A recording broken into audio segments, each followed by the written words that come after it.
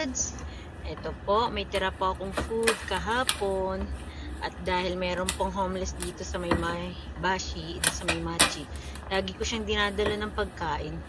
Yung mga tira kong pagkain, dinadala ko talaga sa kanya kahit malayo, nilalakad ko yan. Minsan, minabike ko naman. Kaya yan, ininit ko siya. Yung tira ko kahapon ginawang chicken curry, tsaka yung tira ng anak kong meatballs. Kaysa itapon natin, kaysa itapon ko, diba? At least, may natutulungan akong isang tao kahit hindi araw-araw. Minsan, sa isang linggo, 4 na beses ko siyang dinadala ng pagkain. Ito na tayo, tingnan nyo, ayan na siya. Dahil ko siya ng pagkain. Diyan siya natutulog.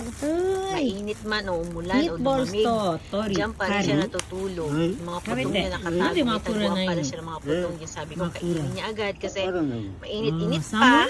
Tapos inaalok Putong ko siya moshi, ng dayo. kumot o kaya unan. Okay naman daw. Tabi Meron tin pa. eh. Dahil dyan, salamat Mada, sa ato lahat ka, tabi ng blessing, babu!